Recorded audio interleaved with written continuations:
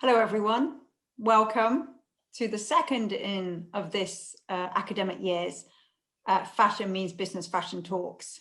Today, we are joined by Annika Howse, founder of Altrubi, who has 20 years or more than 20 years experience in end-to-end supply chain management, including production planning, sourcing, inventory management, and order fulfillment operations. Thank you very much for coming in today, Annika. You're passionate about implementing the UN Sustainability Development Goals into business supply chains whilst maintaining profitability. And that's really sort of the focus of your talk today. So Annika created Altrubi in 2018 to help CEOs of food and fashion brands embed sustainability more effectively into their supply chains. She has developed a unique 4-step methodology that builds supply chain maturity, which with the right vision is a route to a sustainable business. And today it's with great pleasure that I welcome Annika, who's going to share part of this development plan in her talk, Old Ways Won't Open New Doors. So over to you, Annika. Thank you very much. Thank you very much, Hannah, for that kind introduction and the warm welcome, and hello to all of the webinar participants. It's a real pleasure to be here. So we're going to talk about old ways won't open new doors, and looking at the fashion model that exists today. Hannah kindly introduced me and my company. I just wanted to add one thing, why I do what I do and what makes me get up in the morning. I believe passionately that sustainability can be achieved through business supply chain management and by improving it. And I believe in doing so, businesses have a role to play to make our world a better place for our children, for them to grow up in a healthier and cleaner environment. I'm a mother of 2, so that's very close to my heart. And this is why I created my company Altrubi, and this is what drives me. And Hannah mentioned about the UN Sustainable Development Goals. I had the pleasure of working in for UNICEF 7 years ago, for 7 years, and that really set me on my route to making the world a better place. So thank you for this opportunity. I would like to talk to you about what supply chain management is. I think it's always a good start to define what it is we mean and what we're going to talk about. It's quite a large concept, supply chain management. I've defined it as an end-to-end process of providing a product or a service to a consumer by best designing, sourcing, producing, shipping, distributing, returning, and reusing materials at the end of life. This is obviously a newer part, and it encompasses supply chain management. It should normally be part of a corporate strategy, because it determines how you are going to deliver your vision, and it should also include circularity, and also logistics, the inventory management, the sourcing part. Information flow is also part of supply chain management, and very importantly as well is the profit and cash flow, because businesses, sustainable or not sustainable, they all need to make money, and we don't want to waste resources. So that's the overview on supply chain management. I've done now just what does sustainability mean for me. I've worked well, for 20 years, but at the beginning of my career, my supply chain management was very much focused on economic results. And we didn't talk a lot about sustainability. There was the CSR department, which was corporate social responsibility.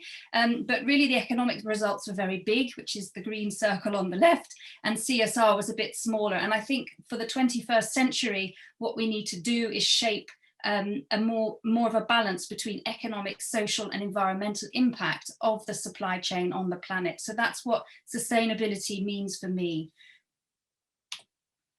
So the talk today is going to be in 4 parts. So I'm going to talk, as Hannah said, sustainability is a massive topic, and there's the economic, social, environmental factors. I'm going to focus a bit more on the environmental, on the economic today, particularly on the P&L, because with discussion with Hannah, we thought this would be an interesting angle for students of the university. So we're going to talk about the shortcomings of existing fashion models, particularly through that lens. We can't ignore the pandemic and COVID-19. That has changed things. So I'm going to talk a bit about that, and then provide 3 ideas for change, which are open for discussion, of course, but some ideas that I wanted to share with you. And then at the end, I'll bring it all together. And so hopefully you come away with a clear message of what it is I'm trying to say today. So that's the plan. So we'll start with the first part. Before we dive into that, it would be great to have a little poll, and I'm hoping Luke can put the first poll up. And I'd like to ask you, why do businesses use forecasts? And as you'll see, so it's just question 1 we need to answer at this stage, because question 2 will come a bit later on. But if you'd like to have a vote, why do businesses use forecasts? Do they use them to calculate purchase order requirements, is option A. Do they use them to predict sales revenue? Do they use them to offset production lead time and customer lead times? Or do they use them to plan inventory levels? Or is it all of the above? So feel free to vote, and then we'll have a look once the results are in. Luke, if you'd like to share the results, that'd be really interesting. Thank you.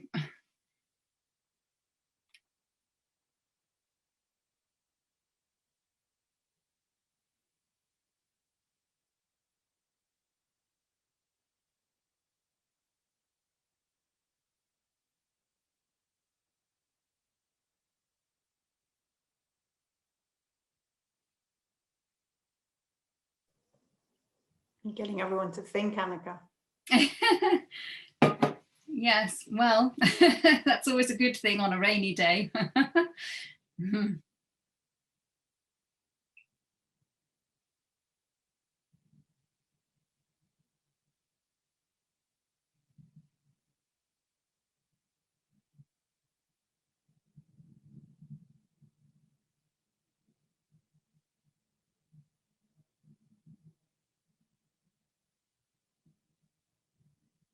Right, wonderful.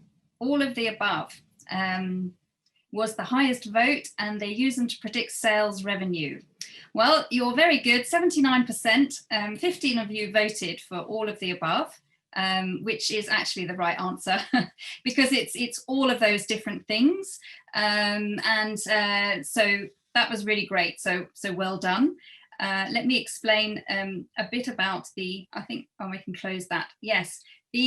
The main reason, it was a bit of a complicated question perhaps, but the main reason, the point I want to make is that when we look at the fashion supply chain, for the moment you have the fashion show through to the delivery where the customer's going into their store to buy the product, there's typically a lead time of 6 months. So it takes a really long time to get a product to market. And a customer typically will only wait for a small window of time. So if something's not in stock, well, then they'll go and buy something else that is in stock. So they're not prepared to wait a very long time. So in fact, you need a forecast in order to offset this gap. It's called the lead time gap. Because you've got 6 months to produce, and almost immediately you have to sell, and because you have to therefore forecast in order to predict what the demand will be, and to use historical data to produce a forecast so that you can guess what the customer is going to buy. So that's why companies have forecasts, and that helps them predict their sales, etc. Right, moving on to the money side of businesses. So money is of course important because businesses need to be profitable rather than make a loss. So how supply chain management impacts shareholder value?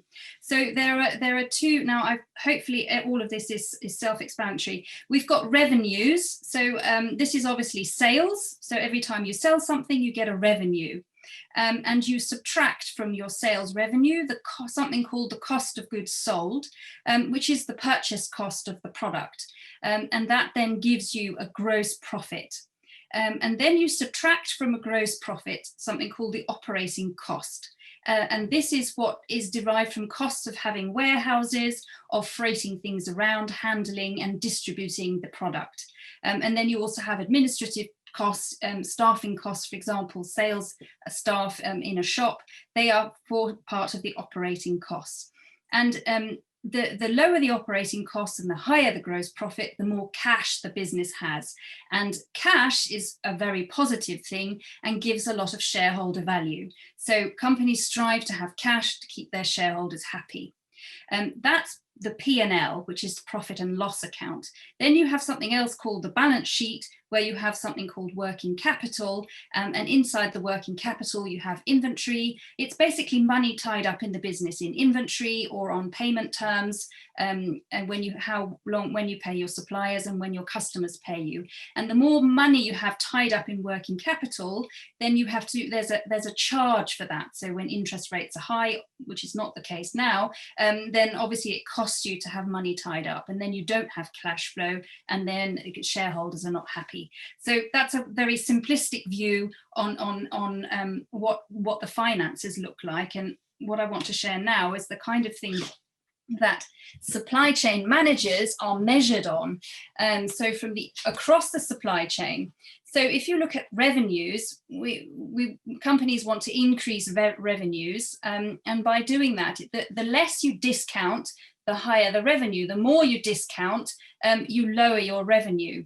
The more often you have a stock out, the more sales you lose, because if it's not in stock, the customer will go elsewhere. So you want to improve your service availability of stock, and therefore improve your sales revenue. So those are important parts of measuring the top line.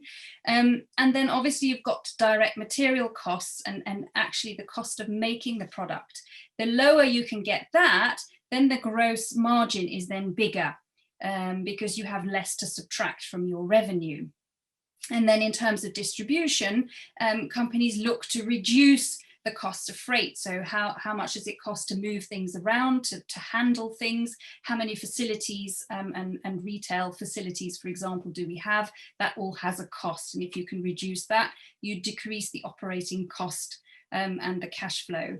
And here you've got working capital. You can improve working capital by reducing inventories, reducing obsolescence. Obsolescence is stock that you cannot sell, which often then feeds up here and is discounted. And then also the payment terms. The longer the payment term to the supplier, the more money you keep inside the company, for example. So that explains a little bit about how the impacts of supply chain management on the profit and loss account, the financial side. I also want to say that on a general note, that accounting practices today don't include the social and environmental cost of a business operation globally. They don't look at those costs. So for example, if purchase orders are cancelled to suppliers in Bangladesh and those people are laid off and they are in the poverty, they go into extreme poverty, those costs are not taken into account in this profit and loss account. And that is of course a debatable fact, but I just want to highlight it at this stage. Right, we now got to the second question. So question number 2 on the poll. If we could have the poll back up again, that would be great. And this one is, why do businesses have inventory? So inventory, the stock that they have, why do they have that? Now, you'll see there are 4 answers, and I would like you to vote which one is incorrect, which one is not the right answer.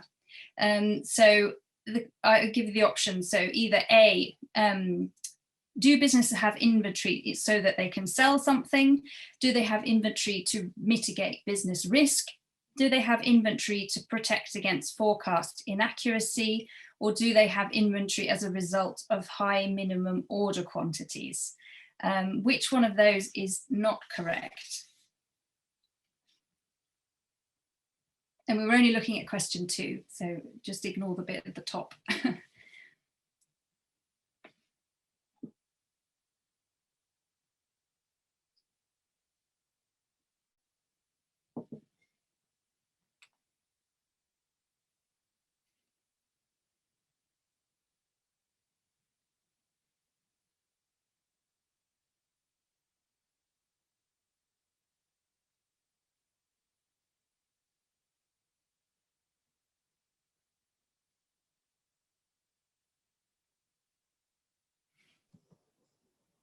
Interesting what you said, Annika, about it not featuring, accountants not featuring some of those costs on their accounts.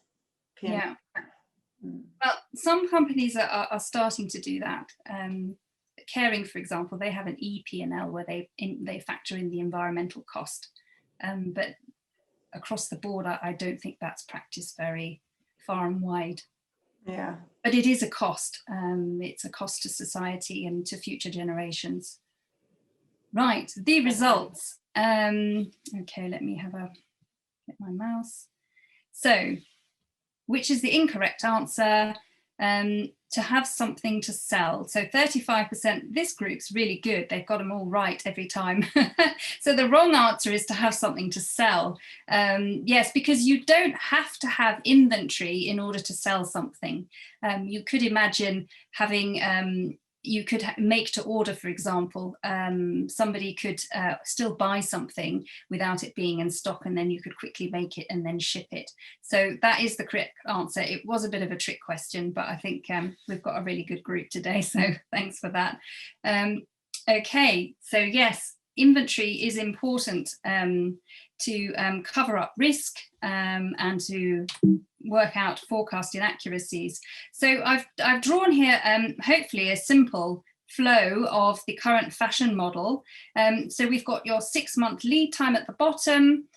We've got our fashion show on the left and customers on the right, and all the steps in between: product development, raw materials are grown, and then they're made into fabric, and then we manufacture into garments, and then we put them in a warehouse, and then we move them either to retail or through e-commerce, and then the customer takes them home.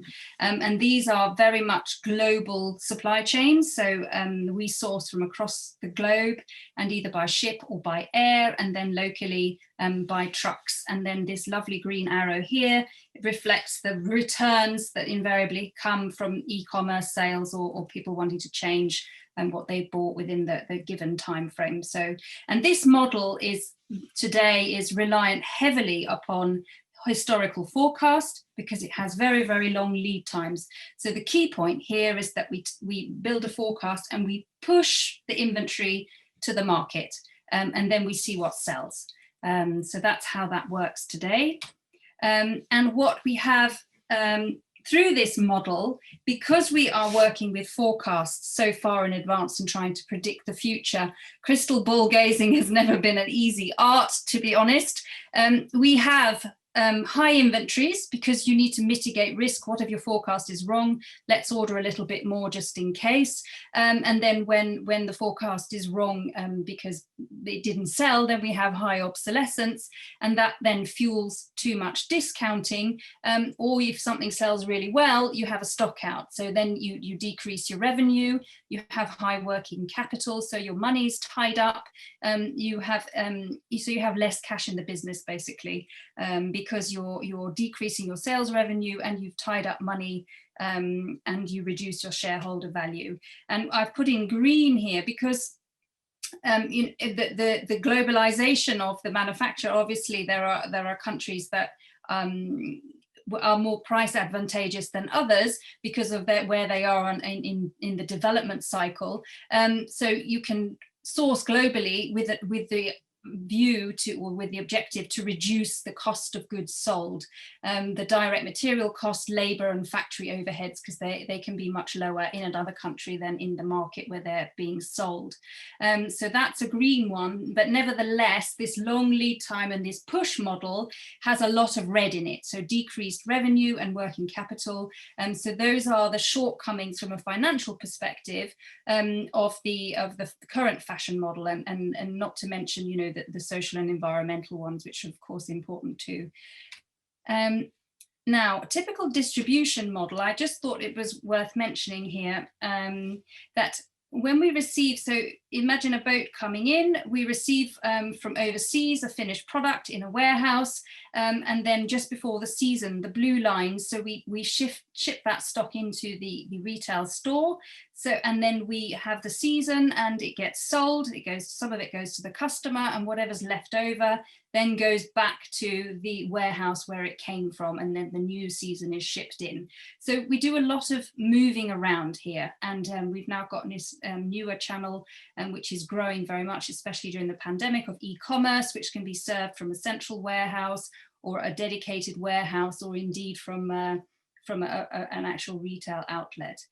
So this is how the distribution model works today, and there's a lot of movement in it. And so relatively, when you think that if you have a finished good and you're moving it backwards and forwards, you have relatively high costs, or they could be lower, put it that way. If you didn't move it as much, the cost could be lower. And also the fact that we've got lots of retail stores is actually quite a high overhead cost if you were to compare it with, say, an e-commerce model. So the current distribution model could be improved upon, is what I want to say here. So that's why it's in red. It could be greener. Right, so moving on. So then earlier this year, so January, well, actually the end of last year, the pandemic kind of reared its ugly head, and we all went into lockdown, and it was quite a tough time, and it still is an ongoing tough time, but we've kind of, what I want to share here is a little bit of an overview on a one page of what's been happening. I want to share first the concept of a bullwhip effect. So this is like a supply chain term. It's basically this line which oscillates in a greater degree. So you can imagine a bullwhip, and you go like that, and then it oscillates like that.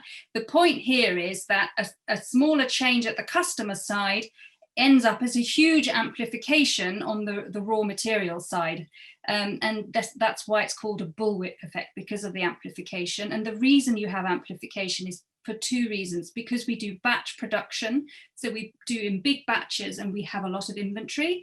And the second reason is because we have information and planning flow, which is a bit like a relay race. So you can see the relay baton here.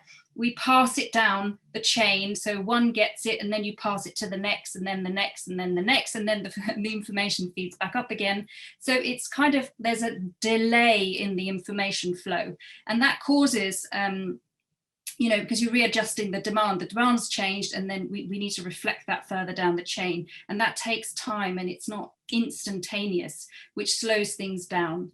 So that's the bullwhip effect. And that effect, just to kind of summarize on one page, what has happened in the industry since we went into lockdown. There are, of course, many factors, but these are the key ones. So we've seen a huge drop in retail demand, if we're talking from the perspective of this country, and we've seen a switch to e-commerce buying because of the closure of all the retail stores. So people still wanted to buy, but obviously not to the same degree.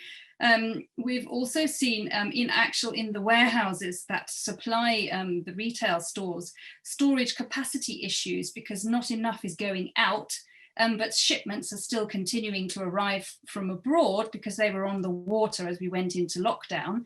And then also those warehouses that serve e-commerce, they had well, unprecedented demand on e-commerce, but also staffing issues, and people worried about their health and getting not wanting to come to work, or actually being ill. So that was very challenging to manage there. And also lockdown then onto the manufacturing side, orders were cancelled. First lockdown halted manufacture, and then this delayed new product development because nobody was working in the factory. And then later on, orders started to be cancelled. Payment terms were extended because all of that's to do with working capital that I was showing you before. And also there was a humanitarian disaster. So on the Business of Fashion, there was an article which explained, in fact, it caused people to go into poverty, and poverty kills more than COVID-19. So really, is that what we wanted to do?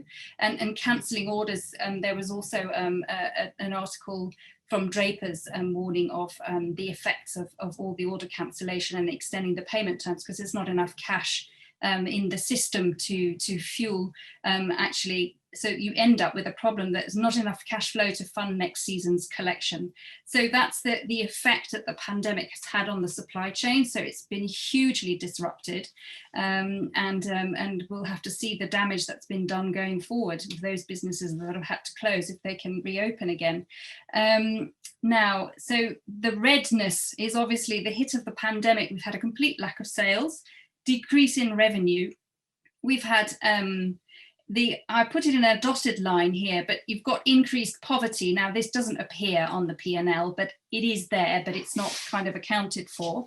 We've got a high facility overhead. So you've got lots of retail stores, but not actually earning their keep because nobody's shopping. So you've got this fixed cost, but you haven't got the sales coming in to cover it. And then huge amounts of inventory. High obsolescence because all the seasons got out of sync, and then it's what to do with it. If you miss the season, then you have to keep in another year before you can sell it. We do have some green because we had, at least in countries like this, we've been fortunate enough to have furlough schemes which have aided in terms of staffing costs, so that's not been a negative factor, but there's an awful lot of negative impact on the fashion model. So what did we learn from this? So we've learned that there's an entire lack of resilience in the supply chain. So we're so focused on pushing inventory to the market that when lockdown hit, we weren't able to stop shipments. We weren't able to continue developing the next collection. Companies are not agile enough, and then we've got too much inventory. And the future is actually going to be even more unpredictable than it was previously. So unpredictability is here to stay.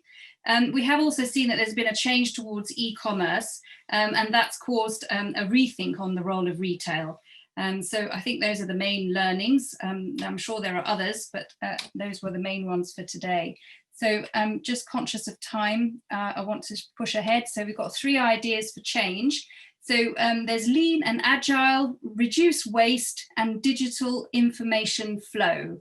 Those are the 3 things I want to talk about, and I'll do that now. So you remember I put this chart up. So it's all about reliance on historical forecast, long lead times, inventory push to market. What would an alternative be to that?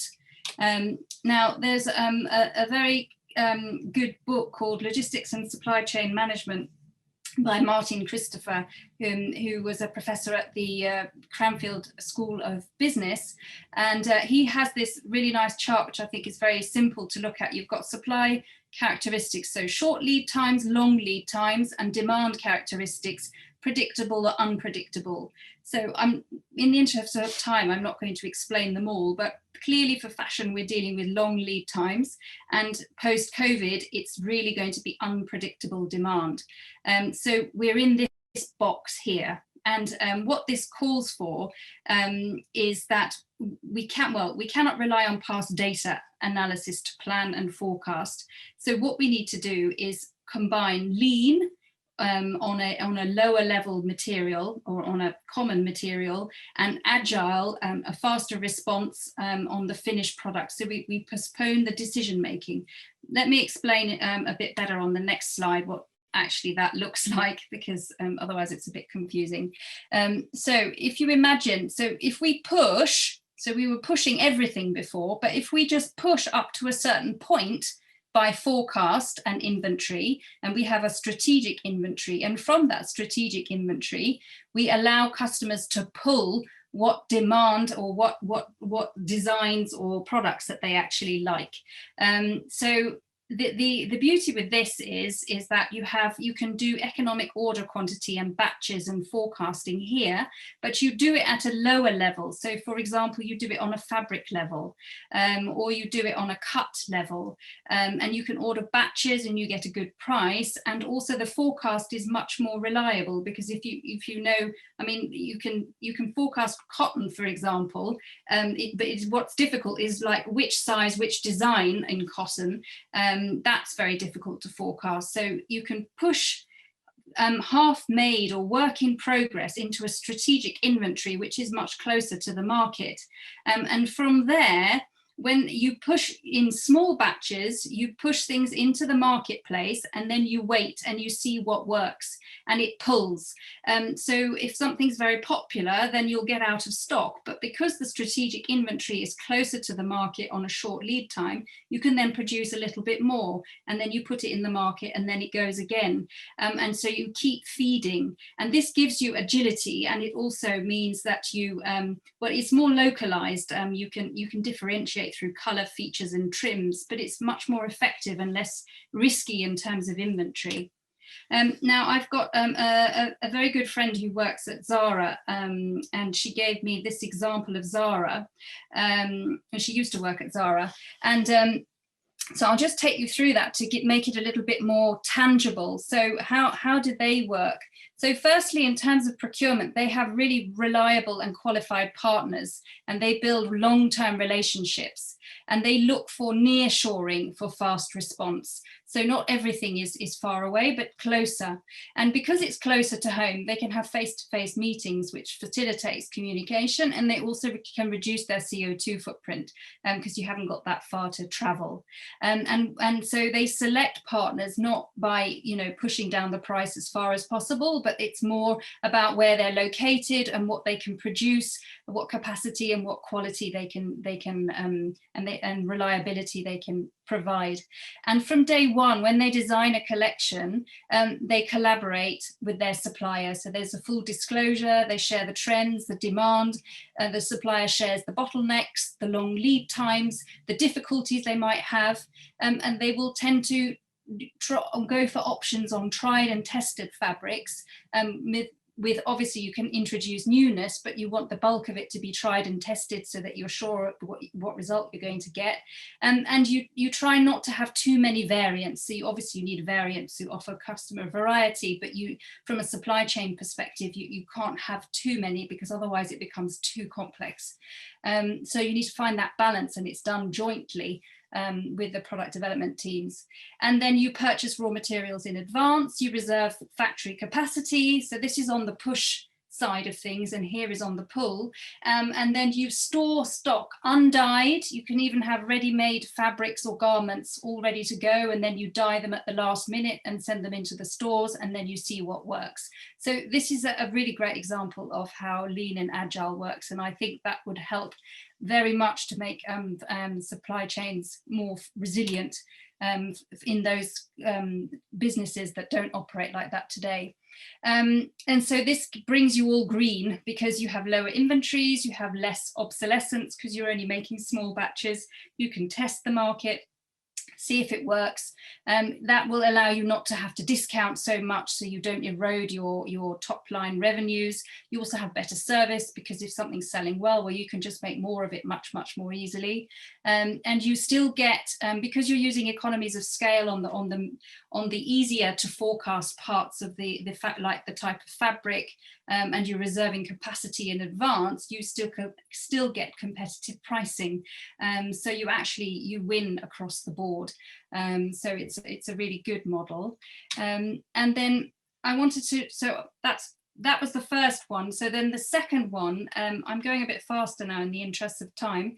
There are 7 wastes, and waste, this came from, if you're in lean manufacturing, from the automotive industry, in Toyota, for example, were always in pursuit of removing waste from every bit of their process.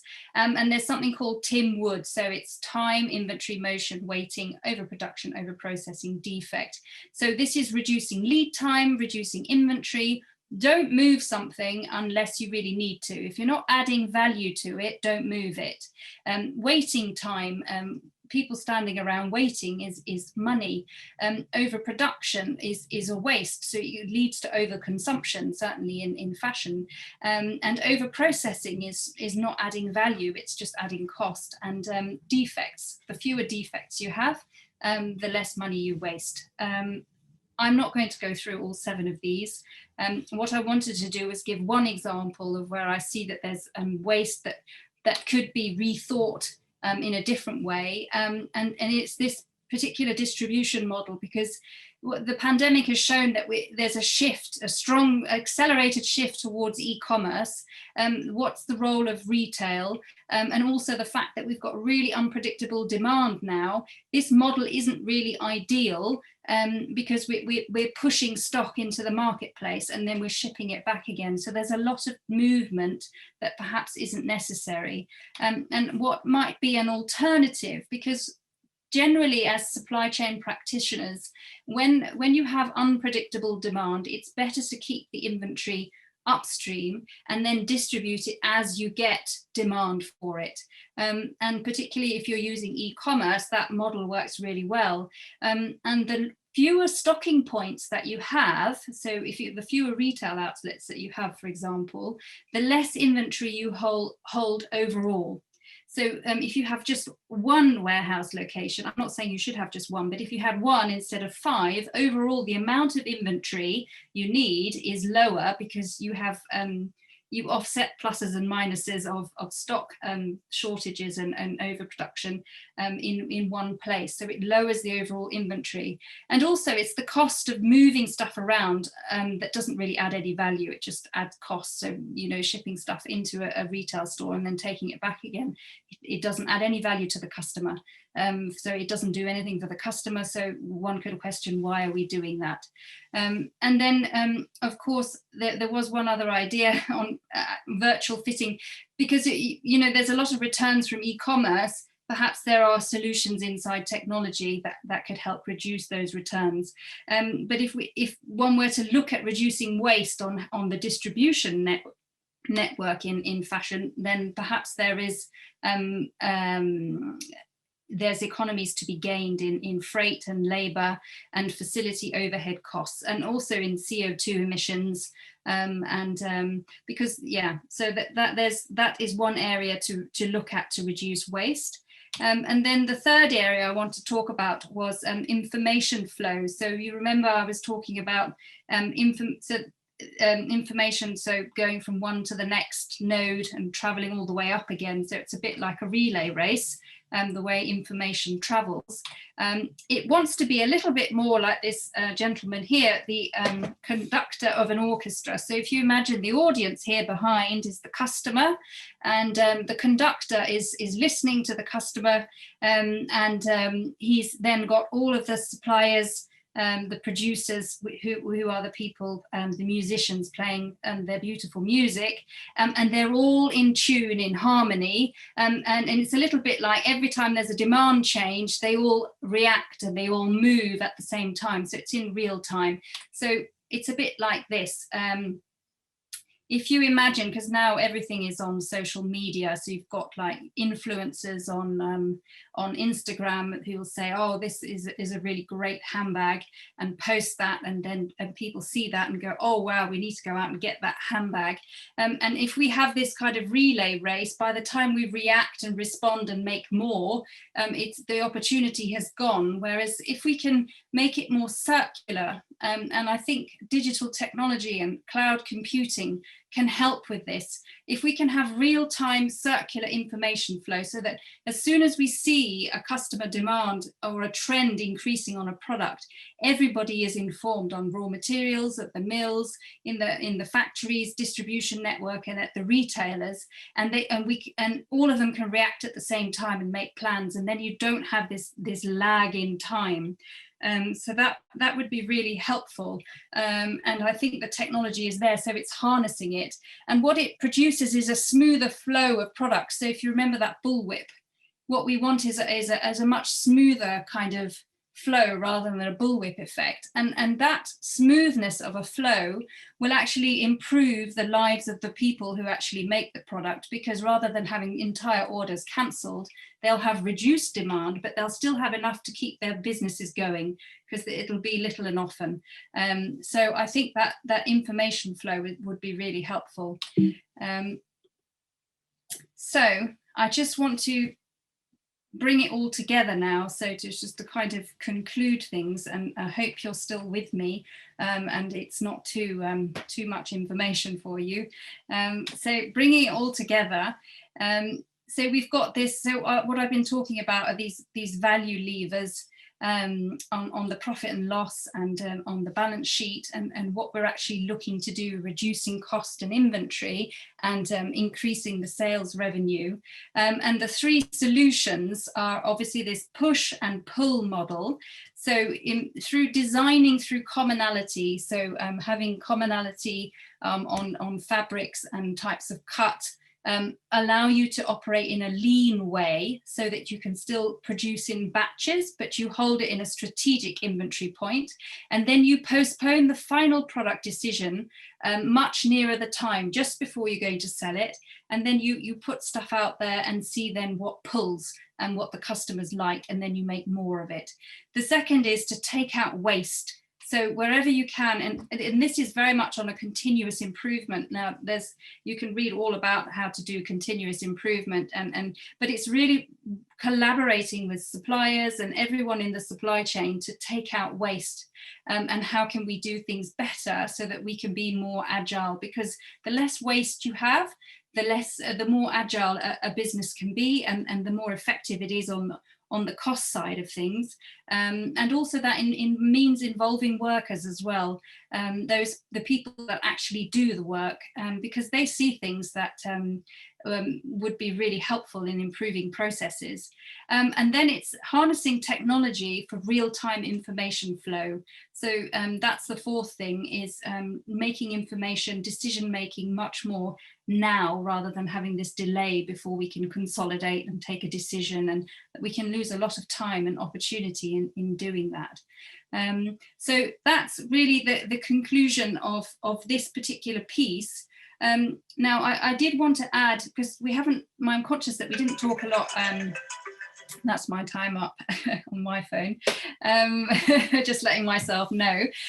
Yeah, so I'll just spend 2 minutes, because I'm conscious that we didn't talk a lot about sustainability here. We've touched upon it, but we've been really talking about cost. And well, it's such a massive topic that it's not possible to do everything in this 40-minute time. And I want to allow time for questions as well. So I just wanted to say, there are processes in supply chain that we've talked a lot about economic, but you've got environment and you've got social, and the different processes we use in supply chain management. We've always in the past, and I say we fellow supply chain managers, we've always been focused on economic output.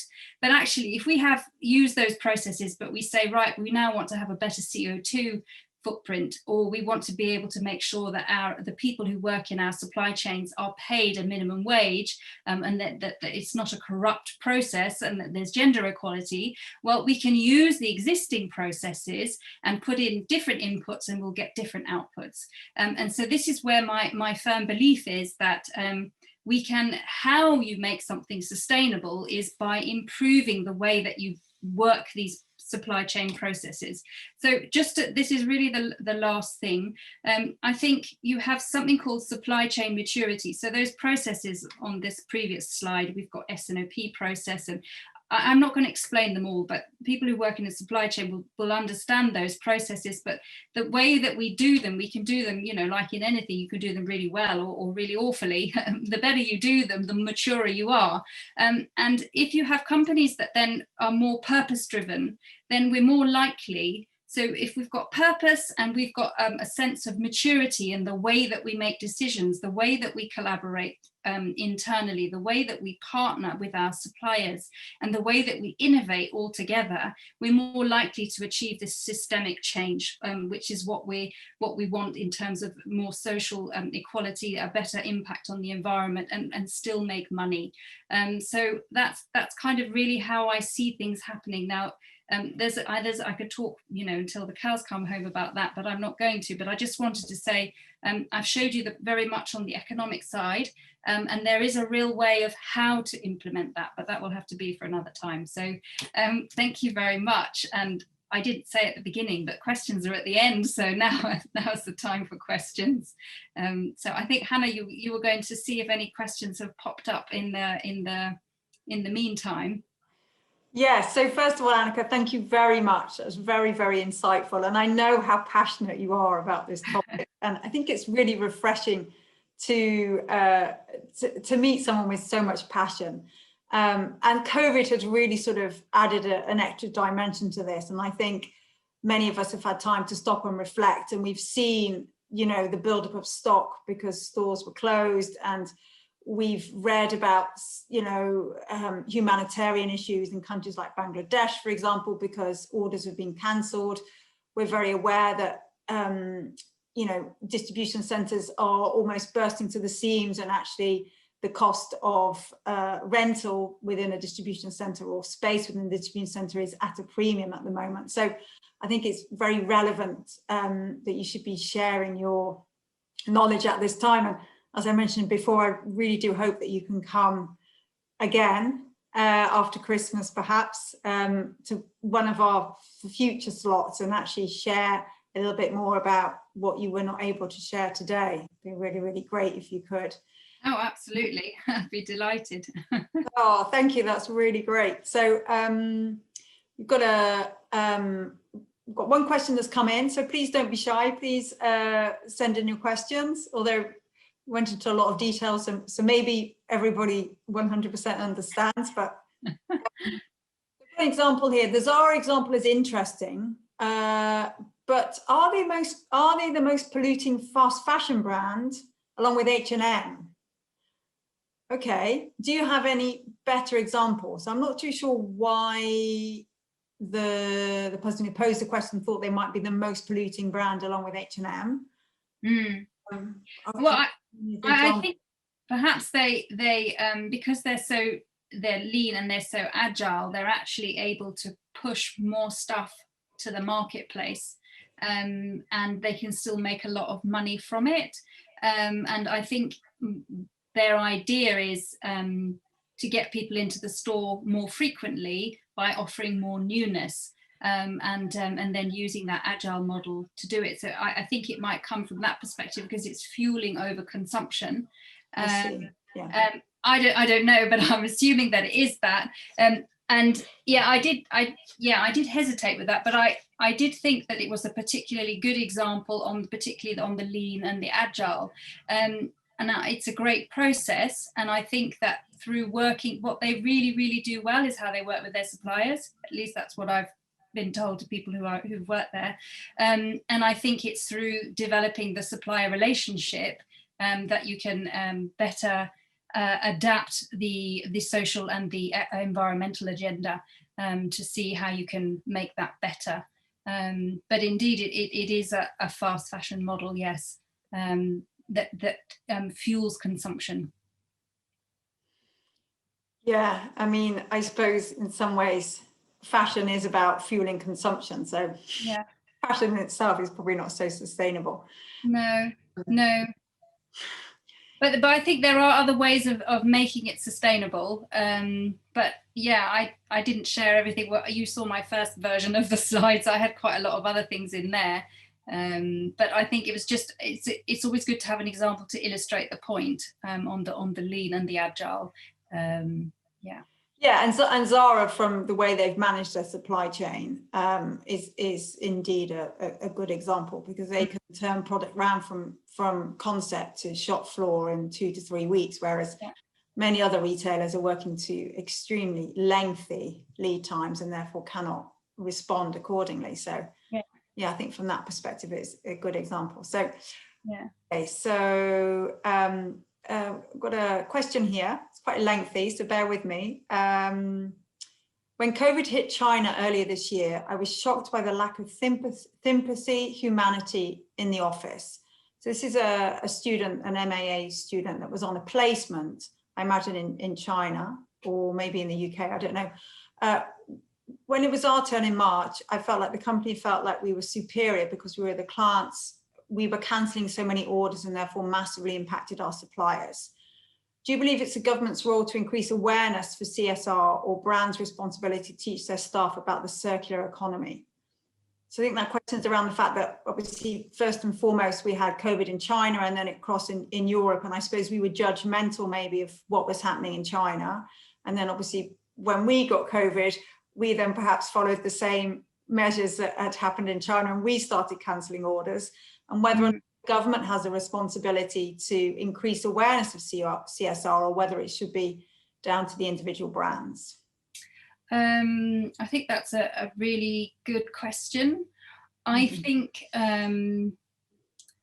one could argue that the government has a responsibility, but I'm not sure how effective that would be. I think it would perhaps be more effective if it came from the brand. During the UN Sustainable Development Goals that came into being in 2015, there's a body of the United Nations called the United Nations Global Compact. And as a company, if you care about purpose over profit, you can sign up to those, to the UN Global Compact, and it allows you to share publicly what you are doing as a company to promote those goals. And inside those goals, obviously, you've got the social, environmental aspect, and that you need to care about the people in your supply chain. And I think that's kind of set up that the UN Global Compact then called out to businesses and said, governments and NGOs alone cannot achieve the UN Sustainable Development Goals. Please, businesses, step up and do more, because business has a massive impact. And unfortunately, we need to face facts. Money talks. And I think businesses can do an awful lot.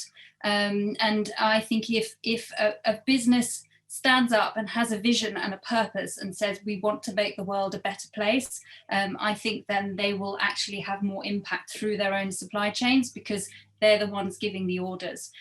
So governments can do, but I think the governments, they're perhaps less effective than if it comes from the top down. But it's getting CEOs to kind of buy into that, the purpose side.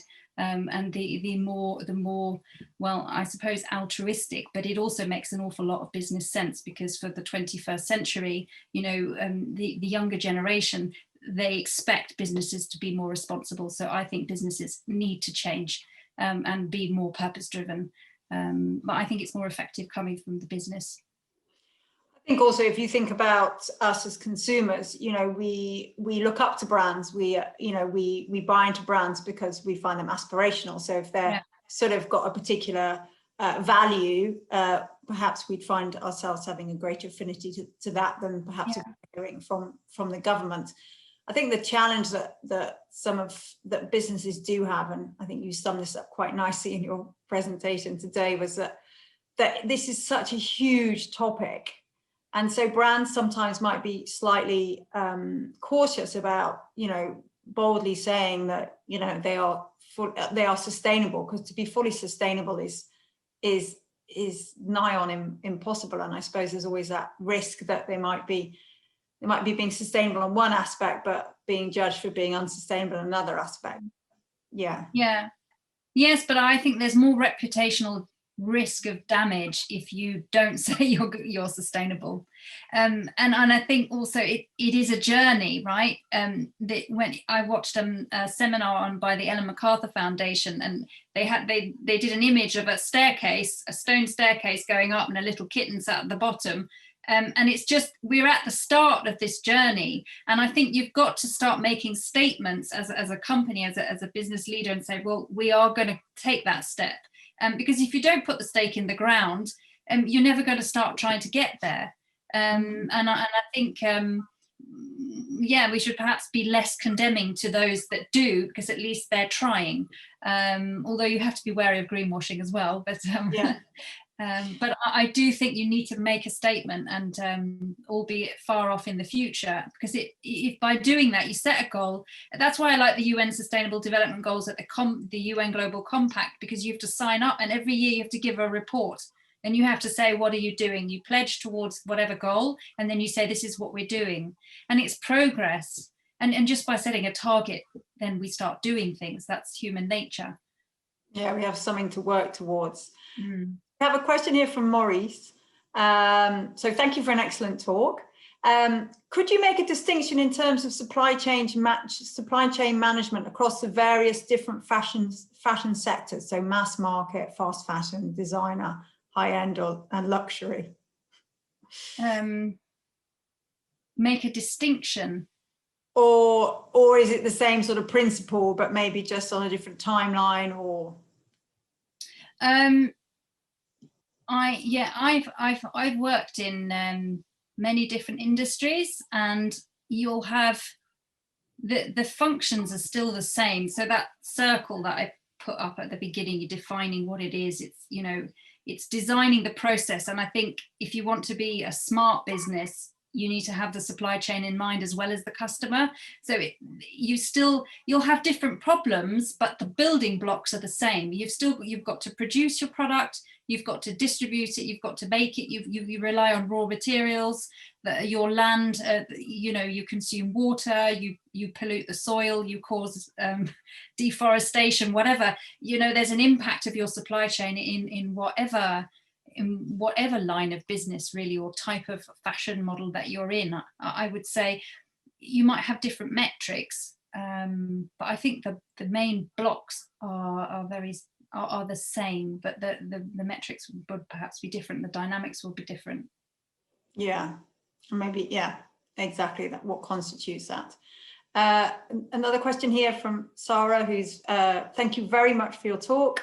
Very insightful. Question about transportation costs and use of transportation, just because of this shift from physical to digital consumption.